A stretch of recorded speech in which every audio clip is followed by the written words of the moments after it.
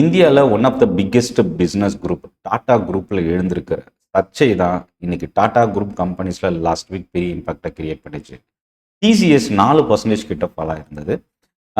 Tata group கம்பெனிஸோட major investor shareholder பார்த்தீங்கன்னா Tata sons. Tata சன்ஸினுடைய சேர்மன் சந்திரசேகரன் அப்படின்றவரோட பதவி காலம் நீட்டிக்கப்படாமல் ஒரு விலக போகிறதா ஒரு நியூஸ் வந்தது. இதை டாடா குரூப் மேனேஜ்மெண்ட்டும் அதை அக்செப்ட் பண்ணிக்கிட்டதா ஒரு நியூஸ். ஸோ இப்போ என்னன்னா சந்திரசேகரன் ஏன் வெளியேறாரு திடீர்னு? ஏன்னா அவரோட பதவி காலம் எக்ஸ்டெண்ட் பண்ணுறதுக்கான ப்ரொபோசல் இருந்தது 2026 பிகினிங்கில். பட் அது நடக்காமல் போனதுக்கு என்ன காரணம்? டாடா ட்ரஸ்ட், டாடா சன்ஸ் இவங்க 2 பேருக்குள்ள இருக்கிற பிரச்சனை என்ன? TCS, Tata motors, Tata steel, Titan இந்த ஸ்டாக்ஸோட ஃபியூச்சர் க்ரோத் எப்படி இருக்கும்? டாடா குரூப்பில் இன்வெஸ்ட் பண்ணியிருக்கிற இன்வெஸ்டர்ஸ் இது என்னென்ன விஷயங்கள்லாம் இதை தெரிஞ்சுக்கணும். ஒன் பை ஒன்னாக பார்க்க போகிறோம். ஃபஸ்ட்டு விஷயம் என்ன அப்படின்னா, ஃபர்ஸ்ட் இதில் என்ன நடந்திருக்கு அப்படின்றத முதல்ல பார்த்துடலாம். டாடா சன்ஸ், அதாவது என்டையர் டாடா குரூப்பில் இருக்கிற கம்பெனிஸில் one of the major shareholder Tata sons. இந்த டாடா சன்ஸ் தான் முக்கியமான முடிவெடுக்கக்கூடிய ஒரு ஸ்டேஜில் இருக்க ஒரு dominant one of the investor எல்லா டாடா குரூப் கம்பெனிஸ்லையும். அதாவது 2027 பிப்ரவரி 20 சந்திரசேகரன் டாடா சன்ஸினுடைய சேர்மன் பதவி காலம் முடியுது.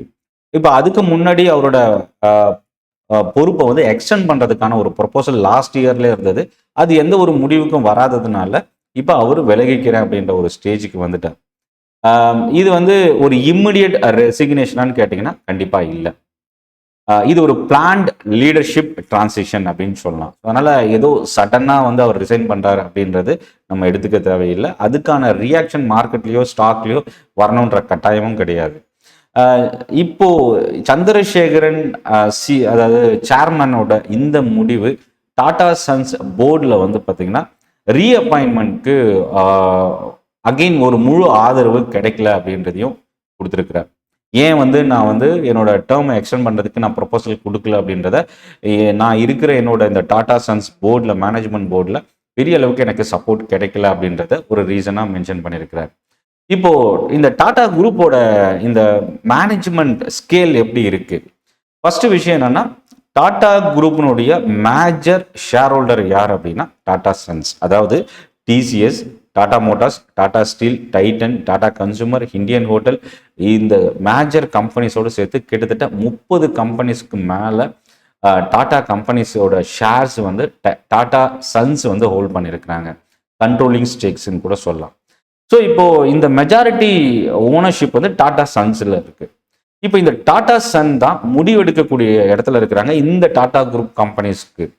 இப்போ இந்த டாடா சன்ஸோட ஷேர் யார் வச்சிருக்கிறாங்கன்னு கேட்டிங்கன்னா, இந்த டாடா சன்ஸோட ஷேர் டாடா ட்ரஸ்ட் தான் நிர்வகிக்கிறாங்க. இந்த டாடா ட்ரஸ்டோட டோரப்ஜி டாடா ட்ரஸ்ட், ரத்தன் டாடா ட்ரஸ்ட் இந்த 2-3 அமைப்போட டாடா ட்ரஸ்ட்ன்ற இந்த குரூப் தான் மேனேஜ் பண்றாங்க. டாடா ட்ரஸ்ட்னுடைய முக்கியமான ஓனர் யார் அப்படின்னா நோயல் டாடா. இவர் தான் இந்த டாடா ட்ரஸ்டோட மேஜர் டாமினன்ட் ஒரு முடிவெடுக்கக்கூடிய இடத்துல இருக்கக்கூடிய அதிகாரமிக்க தலைவராக இருக்கிறார். இப்போ டாடா ட்ரஸ்டோட அதிகாரம் டாடா சன்ல இருக்கு. டாடா சன்னோட அதிகாரம் டாடா குரூப் கம்பெனிஸ்ல இருக்கு. ஸோ இப்போ இதுதான் பிரச்சனை ஆரம்பிச்ச ஒரு புள்ளி அப்படின்னு சொல்லலாம்.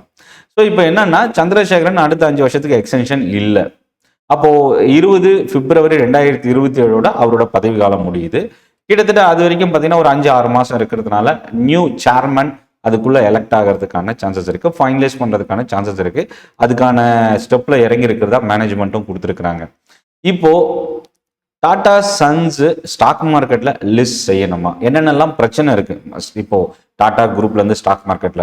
ஏர் இந்தியாவில் தொடர்ற லாஸ், அதுக்கு கேபிட்டல் ரெக்குயர்மெண்ட், இதுக்கெல்லாம் டாடா என்ன பண்ண போறாங்க? மைனாரிட்டி ஷேர் ஹோல்டர்ஸ் எக்ஸிட் எப்படி மேனேஜ் பண்ணிக்கணும்? டாடா சன்ஸோட குரூப் ரெப்ரசன்டேஷன், டாடா ட்ரஸ்டோட மேனேஜ்மெண்ட்டோட டாமினேஷன், இதெல்லாம் என்ன நடக்க வாய்ப்பு இருக்கு? இதை பத்தி தான் பெரிய ஒரு சேலஞ்சஸா டாடா குரூப்ல இப்ப இருக்கிற ஒரு விஷயம். இப்போ இந்த சந்திரசேகரன் எக்ஸிட் ஆகிறோம்னு சொல்றதில்ல, டிசிஎஸ் தான் அதிகமாக ஃபாலோ ஆச்சு. மற்ற டாடா குரூப் கம்பெனியை விட டிசிஎஸ் தான் அதிகமாக இறங்குச்சு. ஏன் அப்படின்னா 1987 ஒரு இன்டர்ன் எம்ப்ளாயா கரியரை டிசிஎஸ்ல ஸ்டார்ட் பண்ண சந்திரசேகரன் டிசிஎஸோட சிஇஓவா அடைஞ்சார், அந்த பதவியை அடைஞ்சார். 2017 டாடா சன்ஸோட சேர்மனா பதவி ஏற்றுக்கிட்டார். படிப்படியான வளர்ச்சி டாடா குரூப்ல டிசிஎஸ்ல இன்டர்னா ஸ்டார்ட் ஆகி இன்னைக்கு டாடா சன்ஸோட சேர்மனா இருக்கிறார். இப்போ இவரோட தலைமையில என்னென்னலாம் சேஞ்சஸ் எடுத்துட்டு வந்திருக்கிறாங்க, இதுதான் ரொம்ப இம்பார்ட்டன்ட். டாடா கம்பெனிஸோட கன்சாலிடேஷன், டாடா மோட்டார்ஸ் ஜேஎல்ஆரோட டர்ன் அரவுண்ட் ஃபோக்கஸ், ஏர் இந்தியாவோட அக்வசிஷன் இவரோட பீரியட்ல நடந்தது, எலக்ட்ரானிக்ஸ் செமிகண்டக்டர் இன்வெஸ்ட்மெண்ட்கான focus, digital business expansion, EV ecosystem development, Tata நியோட launch, Tata technologies, Tata capital, value unlocking steps, அதாவது ஸ்டாக் மார்க்கெட்ல லிஸ்ட் ஆகிறதுக்கான ஸ்டெப்ஸ் எடுத்தது. அதே நேரத்தில் சந்திரசேகரனோட அவரோட பீரியட்ல இருந்த சேலஞ்சஸ் என்ன அப்படின்னு பார்த்தீங்கன்னா, ஏர் இந்தியா இவரோட ப்ரொபோசல்ல இருந்த ஒரு விஷயம். ஏர் இந்தியா இப்போ தொடர்ந்து லாஸ்ட்ல போயிட்டு இருக்கு. கிட்டத்தட்ட ஒரு பெரிய ஸ்ட்ரகிள் இருக்கக்கூடிய ஒரு சுச்சுவேஷன்ல ஏர் இந்தியா டர்ன் ஆயிருக்கு. டாடா டிஜிட்டல் காமர்ஸ்க்கான இன்வெஸ்ட்மெண்ட் இவங்க என்ன பண்ண போறாங்க, ஜேஎல்ஆர் பிசினஸ்ல இருக்கிற வாலட்டிலிட்டி எப்படி மேனேஜ் பண்ண போறாங்க, டிசிஎஸோட growth ஸ்லோ டவுன் ஆயிருக்கிறது, இது எல்லாமே மேஜர் பிரச்சனை சந்திரசேகரனோட பீரியட்ல நடந்திருக்கு. பெரிய ப்ராஜெக்ட்ல அதிகமான கேபிட்டல் ரெக்யர்மெண்ட்க்கு டாடா குரூப் டாடா சன்ஸ் என்ன மாதிரி ரியாக்ட் பண்ணாங்க அப்படின்றதுலாம் ஒரு பெரிய பிரச்சனையா இருந்தது.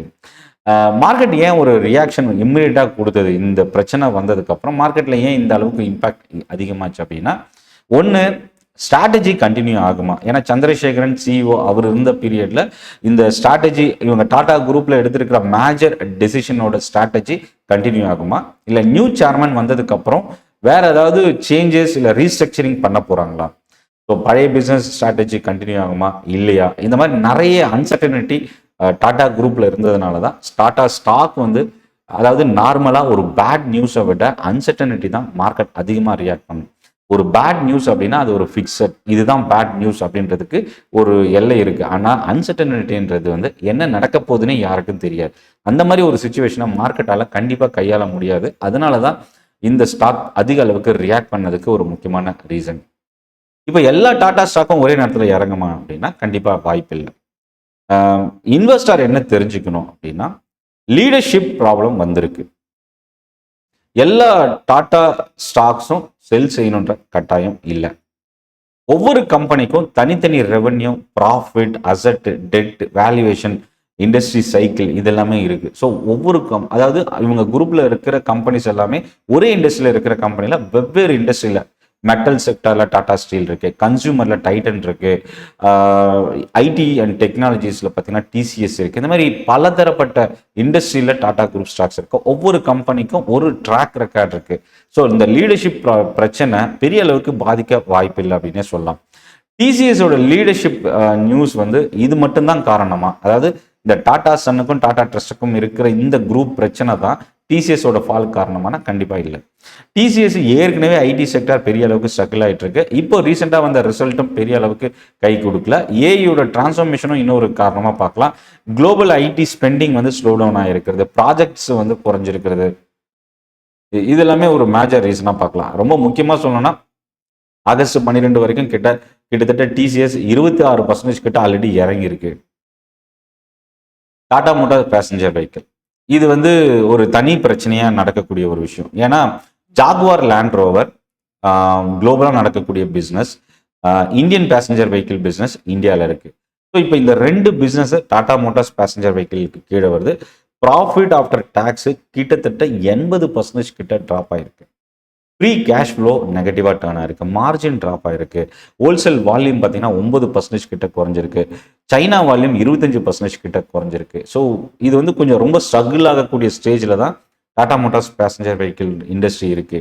ஸோ இப்போ இந்த ஸ்டாக்ல இன்வெஸ்ட் பண்றவங்க என்ன பார்க்கணும், ஜேஎல்ஆரோட வால்யூம், சைனாவோட recovery, EBIT margin, free cash flow எப்படி இருக்கு, நியூ மாடல்ஸ் எப்படி லான்ச் பண்றாங்க, அதோட வரவேற்பு எப்படி இருக்கு மார்க்கெட்ல, இந்தியாவோட பேசஞ்சர் வெஹிக்கிள் மார்க்கெட் ஷேர் எப்படி மூவ் ஆகுது, அதில் டாடா குரூப் எந்த அளவுக்கு டாமினேட் பண்றாங்க, டாடா ஸ்டீல் லீடர்ஷிப்பை விட கமாடிட்டி சைக்கிள் தான் இந்த கம்பெனிக்கு ரொம்ப இம்பார்ட்டன்ட். குளோபல் ஸ்டீல் ப்ரைஸோட இம்பாக்ட் கொஞ்சம் அதிகமாக இருக்க வாய்ப்பு இருக்குது. டைட்டன் ரொம்ப ஒரு ஸ்ட்ராங்கான பிஸ்னஸ், ஆனால் வேல்யூவேஷன் ரொம்ப சேலஞ்சிங்காக இருக்கக்கூடிய ஒரு விஷயம். டாடா குரூப்பில் ஒரு சில ஸ்டாக்ஸ் ஃபாலோ ஆனதும் கிட்டத்தட்ட டைட்டன் வந்து பார்த்தீங்கன்னா ஸ்டில் இன்னும் ஒரு ஸ்ட்ராங் ஜோனில் தான் ரிட்டைன் ஆகிட்டு இருக்கு. குவார்ட்டர்லி ரிசல்ட்டுக்கு அப்புறமும் பார்த்தீங்கன்னா ஜுவல்லரியோட ரெவென்யூ, ஸ்டோர் எவ்வளோ ஸ்டோர்ஸ் இன்க்ரீஸ் பண்ணுறாங்க, மார்ஜின், கோல்ட் ப்ரைஸோட இம்பாக்ட் டைட்டனில் எந்த அளவுக்கு இம்பாக்ட் இருக்கும், இது எல்லாமே பேஸ் பண்ணி தான் டைட்டனோட ஸ்டாக் இருக்குது. ட்ரெண்ட் லிமிட்டடை பொறுத்த வரைக்கும் எக்ஸ்பெக்டேஷன் ரொம்ப அதிகமாக இருக்குது ட்ரெண்டில், அதனால தான் இந்த ஸ்டாக் கொஞ்சம் வேல்யூவேஷனில் கொஞ்சம் வாலட்டிலிட்டி இங்கே பார்க்க முடியுது. டாடா பவர் இது ஒரு பெரிய இன்வெஸ்ட்மெண்ட் சைக்கிள். என்னன்னா டாடா பவர் ஒரு ட்ரெடிஷ்னல் பவர் கம்பெனிலேருந்து ரினியூவபிள் எனர்ஜிக்கு, அதே போல் இன்டெகிரேட்டட் எனர்ஜி கம்பெனியாக ஒரு டிரான்சிஷன் நடந்துட்டு இருக்கு. இது வந்து கம்பெனிக்கு ஒரு பெரிய சேலஞ்ச் அப்படின்னு கூட சொல்லலாம். இது இவங்களோட ஏரியா அப்படின்னு பார்க்கும்போது renewable capacity, solar manufacturing, distribution business, capital expenditure, debt, return on equity, இது எல்லாமே வந்து இவங்களுக்கு இருக்கிற மேஜர் கீ ஃபேக்டர்ஸ். அடுத்து டாடா இன்வெஸ்ட்மெண்ட் கார்பரேஷன். இது வந்து பார்த்தீங்கன்னா டாடா, அதாவது கம்பெனி ரிலேட்டட் ஸ்டாக்கு, இந்த இன்வெஸ்ட்மெண்ட் ஒரு ஃபினான்ஷியல் ரிலேட்டட் இண்டஸ்ட்ரி. இந்த லீடர்ஷிப் பிரச்சனை இந்த கம்பெனியில் வர்றதுக்கான வாய்ப்பு கொஞ்சம் குறைவாகவே இருக்குது அப்படின்னு சொல்லலாம். அடுத்த சேர்மன் யார்? அஃபிஷியல் கன்ஃபர்மேஷன் இப்போ வரைக்கும் இன்னும் வரல. அதுக்கான கமிட்டி அமைக்க போகிறதாவும், இந்த கமிட்டி அடுத்த சேர்மனுக்கான லிஸ்ட் தயார் செய்வாங்க அப்படின்றதையும், அதை மேனேஜ்மெண்ட் வந்து அவங்க ஃபைனலைஸ் பண்ணுவாங்கன்றதையும் கொடுத்துருக்குறாங்க. டாடா ட்ரஸ்ட் என்ன பண்ண போகிறாங்க இப்போ டாடா சன்ஸோட சேர்மேன் அப்பாயின்ட் பண்ணுறதுக்கு அப்படின்ற ஒரு முக்கியமான கட்டத்துக்கு நகர்ந்திருக்கு. பட் டாடா குரூப் கம்பெனிஸில் இந்த வாலட்டிலிட்டி தொடர்றதுக்கு சான்சஸ் இருக்குது. இப்போ நியர் டேர்முக்கு கண்டிப்பாக வாலட்டிலிட்டி இருக்கும். அடுத்த சேர்மன் யாருன்னு தெரியல, இது ஒரு அன்சர்டனிட்டி. மேபி ஒரு நல்ல குவாலிட்டி இல்லை ஒரு கேப்பபிலிட்டி இருக்கக்கூடிய ஒரு சேர்மன் உள்ள வரும்போது அது அப்படியே பாசிட்டிவாக டர்ன் ஆகி பவுன்ஸ் பேக் ஆகவும் சான்சஸ் இருக்குது. பட் அது அடுத்த சேர்மன் யார், அது என்ன அனௌன்ஸ்மெண்ட், எப்போ இருந்து ஜாயின் பண்ண போகிறாங்க, இதெல்லாமே பொறுத்து தான் அமையும். பட் இதுக்கான பீரியட் ரொம்ப இருக்கிறதுனால அது வரைக்கும் நம்ம பொறுத்து இருக்கணும் அப்படின்னு சொல்லலாம். இதை விட ஒரு பெட்டரான சேர்மன் இதில் சந்திரசேகரன் சிஇஓவை காம்படிட்டிவ் பண்ணுற அளவுக்கு ஒரு டாமினன்ட் பிளேயராக, டாமினன்ட் ஒரு பர்சனாக வராங்க அப்படின்னா அது இன்னும் டாடா குரூப்புக்கு ஒரு பலம் சேர்க்கிற ஒரு விஷயமா தான் நம்ம பார்க்கலாம். இப்போ இன்வெஸ்டர்ஸ் என்ன செய்யலாம்? ஆல்ரெடி நான் இன்வெஸ்ட் பண்ணியிருக்கேன், இப்போ இந்த குரூப் ஸ்டாக்ல என்ன செய்யலாம்? பேனிக் செல்லிங் இப்போதைக்கு நமக்கு தேவையில்லை. ஏன்னா லாங் டேர்ம் இன்வெஸ்ட்மெண்ட்னு வரும்போது இது ஒரு டெம்பரவரி பிரச்சனை தான். மேனேஜ்மெண்ட்ல எல்லா கம்பெனிலும் இருக்கக்கூடிய ஒரு விஷயம் தான். ஸோ இது ஒரு பெரிய குரூப் கம்பெனின்றதுனால இதோட இம்பாக்ட் கொஞ்சம் அதிகமாக வெளியில் தெரியுது. ஸோ ஒவ்வொரு கம்பெனியும் நீங்கள் தனியாக ரிவ்யூ பண்ணுங்க. ஏன்னா டாடா குரூப்ல லிஸ்டட் கம்பெனிஸ் நிறைய இருக்கு. அதனால எல்லா கம்பெனியும் ஒரே மாதிரி நீங்க ரிவ்யூ பண்றதை விட தனித்தனி செக்டார்ல இருக்கிற தனித்தனி கம்பெனி ஃபண்டமெண்டல், டெக்னிக்கல் ரெண்டுத்தையும் நீங்க அனலைஸ் பண்ணலாம். ஏர்னிங்ஸ் எஸ்டிமேட்ஸ் வந்து டவுன்கிரேட் செய்யறாங்களா புரோக்கரேஜ் கம்பெனிஸ் அப்படின்றத வாட்ச் பண்ணுங்க. டெட் இன்க்ரீஸ் ஆகுதா, வேல்யூவேஷன் எக்ஸ்பென்சிவா இருக்கா, இதுதான் நீங்க பார்க்க வேண்டியது. டாடா குரூப்ல ஆல்ரெடி இன்வெஸ்ட் பண்ணியிருந்தாலும் இல்லை இப்போ இன்வெஸ்ட் பண்ணணும் அப்படின்னாலும். அதே மாதிரி போர்ட்ஃபோலியோவில் ஒரே குரூப் எக்ஸ்போஷர் அதிகமாக இருக்கா அப்படின்றதையும் ரொம்ப கேர்ஃபுல்லாக மானிட்டர் பண்ணுங்க. இப்போ நீங்கள் வாங்கணும் அப்படின்னா கொஞ்சம் கொஞ்சமாக ஆட் பண்ணுறது பெட்டர் டாடா குரூப். ஏன்னா இந்த மாதிரி ஒரு கரெக்ஷன் வர்றது நம்ம ஒரு இன்வெஸ்ட்மெண்ட்கான ஒரு ஆப்பர்ச்சுனிட்டியாகவும் நம்ம பார்க்கலாம். மேபி இது மறுபடியும் பழையபடி இந்த பிரச்சனை சால்வ் ஆகும்போது இந்த ஸ்டாக்ஸோட ப்ரைஸ் எல்லாம் பவுன்ஸ் பேக் ஆகிறதுக்கும் சான்சஸ் இருக்கு. அதனால இது ஒரு நம்ம இன்வெஸ்ட்மெண்ட் ஆப்பர்ச்சுனிட்டியாக பயன்படுத்தலாம். பட் அதே டைம்ல கொஞ்சம் ரிஸ்க்கும் இருக்கு. அதனால நீங்க பல்கா லம்சமா நீங்க இன்வெஸ்ட் பண்றதை விட ஒரு 10% கொஞ்சம் கொஞ்சமா நீங்க ஒவ்வொரு ஃபால் இல்லை கரெக்ஷனையும் நீங்க ஆப்பர்ச்சுனிட்டியாக பயன்படுத்தலாம். ஸோ இந்த வீடியோ உங்களுக்கு யூஸ்ஃபுல்லாக இருக்கும் அப்படின்னு நினைக்கிறேன். சென்னை ட்ரேடிங் அகாடமி சப்ஸ்கிரைப் பண்ணி வாட்ச் பண்ணுங்க. இந்த வீடியோ பற்றின உங்களோட ஃபீட்பேக் கமெண்ட்ல போஸ்ட் பண்ணுங்க. ட்ரைனிங் செஷனுக்கான லிங்க், டெலகிராமுக்கான லிங்க் டிஸ்கிரிப்ஷனில் இருக்குது. கிளிக் பண்ணி ஜாயின் பண்ணிக்கங்க. நன்றி, வணக்கம்.